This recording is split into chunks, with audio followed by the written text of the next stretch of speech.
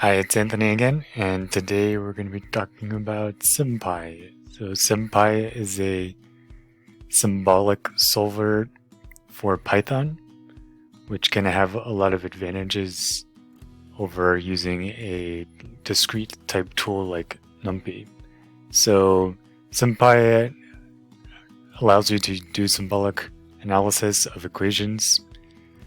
And the reason why this is a good idea is oftentimes in physics and engineering we have fundamental equations and we want to use these, or we have some model that's written in an equation form, and we can definitely turn this into a discretized model.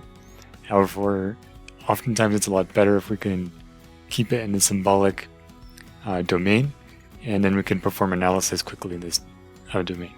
Also, when we're trying to combine different models together, it can be helpful to easily substitute in different values for variables, or even substitute in whole separate expressions into a variable. And this can be a really powerful tool of sympy. So it has some similarities to Mathematica, also the symbolic toolbox in MATLAB, and also in Maple. So I'm going to write some code first and then talk about it. So let's get started.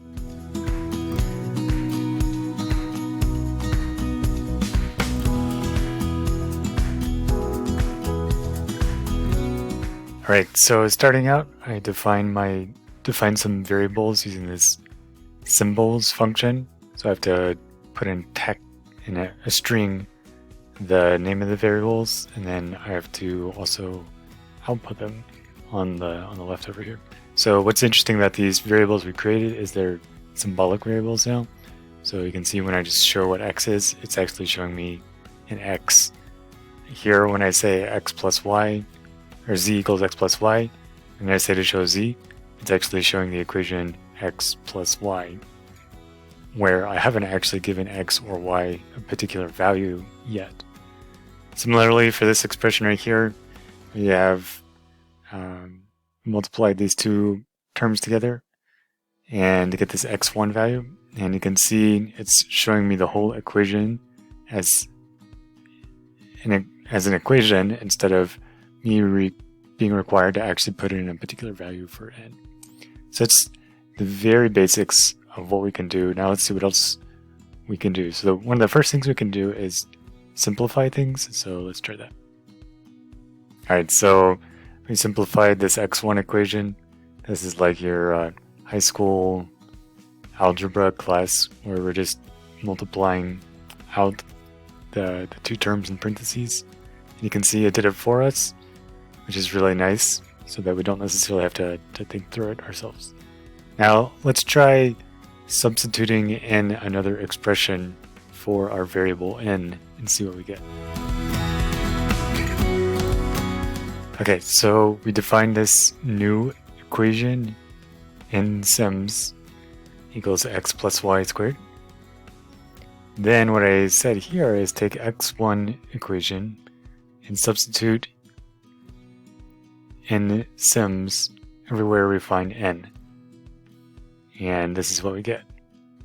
So this would take me a little bit of time to actually do by hand, and the fact that sympy is doing it for me can be really helpful. So this is like one major application that I've personally used this library for, which is just to substitute in one expression into another, so that I don't have to do all the algebra myself, which can really save some time.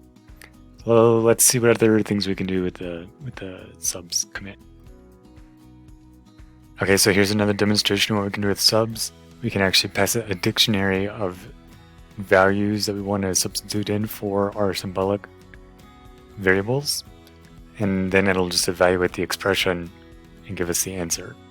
So here I just said x, I want it to be 2, and y to equal 4 within this expression right here. And then it evaluated for me. So apparently the answer is negative 608. So that's some basic algebra we can do. However, we can also ask sympy to do calculus for us. So let's take a quick look at that. Alright, so in this first example, I just renamed x2 to f, just to make it a little bit more common that this is some function, or a more common nomenclature. So f is some function of x and y. Then I said take the derivative with respect to x, and I could definitely do this by hand if I wanted to. However, that would take me, like quite a few minutes to actually calculate it. However, we were able to quickly get an answer by just calling this diff function, and now we have df dx right here. We can do something similar for integration, so let's try that. All right, so we integrated our function over x, so this would be an indefinite integral. We haven't added a constant on the end, and we haven't evaluated it anywhere. You can see it's giving us this pretty long expression now, and again, it's not that we couldn't do this by hand, but it might take us a few minutes. However, I was able to quickly get the answer. So if I was in my calculus class, this would be a quick way to check my work, see if I got it right. Once we have this expression, we could definitely evaluate it at particular points to get like a definite integral. So let's try evaluating with respect to some other variables and or differentiating with respect to x and y and see what we get. Alright, so this is just a quick test to see what we'd get. I took my function f and I want to evaluate it all over all these variables. Normally I have two, so maybe it's just a little simplistic when I did x. But you can see how this could be really helpful if my expression had, like 5 or 6 or many different variables. I could easily differentiate over them all just using a simple loop. And then we get something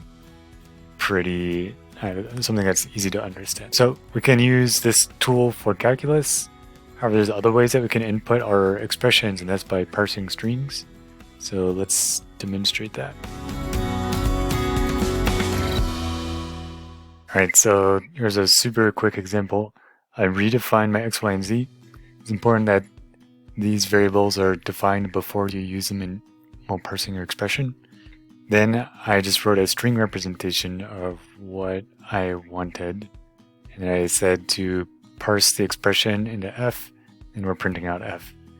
So you can imagine this actually could be quite helpful for a variety of reasons. One, I could potentially save a bunch of strings to some file that are actually mathematical expressions. I could read them in and then be able to easily evaluate them using this functionality right here. Let's try a few more and see what else we can do.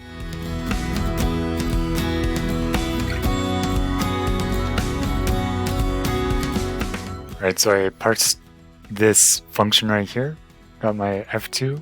Interestingly, you can see that it knows about e for the natural logarithm, the e value, and it correctly interpreted what I actually wanted.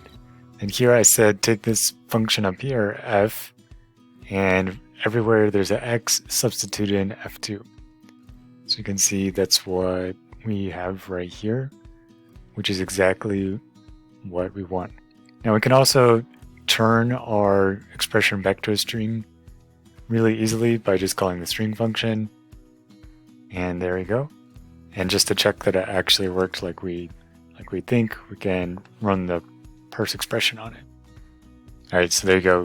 We converted our representation to a string, printed it out, and then we reparsed it, and you can see we got the same thing back, which is exactly what we want. So sympy also has a plotting tool, so let's take a quick look at some plotting functionality.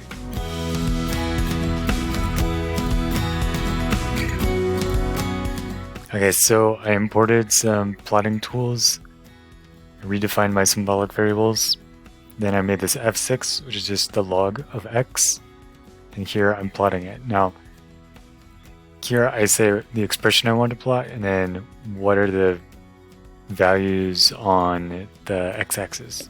Right. So interestingly, log is not defined for x is less than 0, and you can see that it's not, even though I said to go from -4 to 4, it's not actually showing that over there, which is nice that it's not throwing an error or something, but instead it's like doing the best that it. We can also use other backends. So right now this is like a Matplotlib backend. We can also do other interesting backends, for example, a text backend. So let's just try that real quick, see what happens. Okay, so I've plotted it on this text backend. You can see that it didn't clip everything off at x equals 0. Instead, it did try to go the whole -4 to 4. Then it's giving me a warning saying, it can't have a log that's of a number that's less than or equal to 0. But you can see, in spite of that, we've got this cool text representation of our function. But it's cool that we can get this like interesting text output. You can imagine this would be helpful for if I wasn't running this in a Jupyter notebook, but instead on the terminal. And I wanted to just print out some function there. It could potentially be super helpful for seeing what's going on. Let's try a few other things with plotting. In particular, let's next try a 3D function.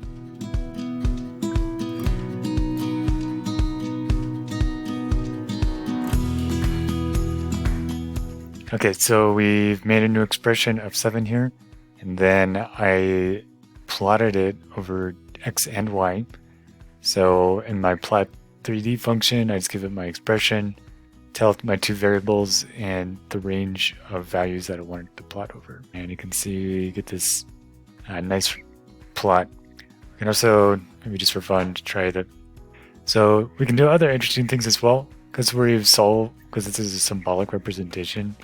We can evaluate things like equalities and then also plot them. This can be really helpful for just visualizing maybe overlaps of different functions or understanding constraints in an optimization type problem. But generally just being able to see where two functions overlap could be really helpful. So we can do that by seeing where an equation is true with the plot implicit function, which we'll do now.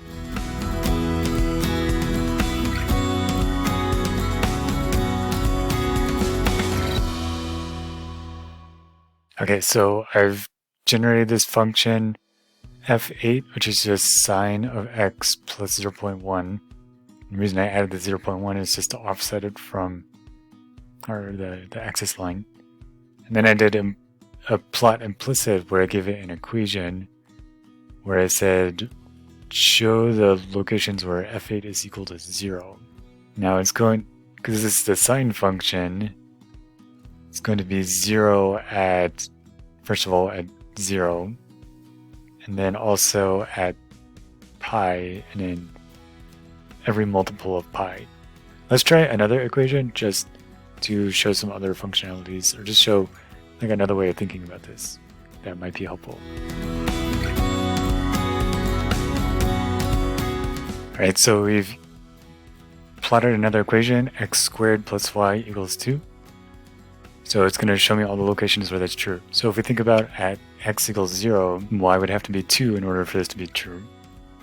Also at the square root of 2, so at x equals the square root of 2, so be right around here, then the square root of 2 squared is just going to be 2, so that means that y would have to be 0, and we can see that indeed right here at 0. So this is pretty helpful because it's showing me, like where this equation would be true.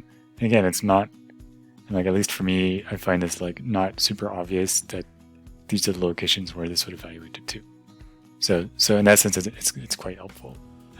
So the last thing we're going to cover is how we can convert our expressions to a function in Numpy, which can be a really helpful thing to do if we're wanting to compare data that we already have in Numpy with like some symbolic model that we have. We could definitely do plotting like this, but oftentimes if we could just generate a Numpy function, that could be super helpful. So let's dive into that.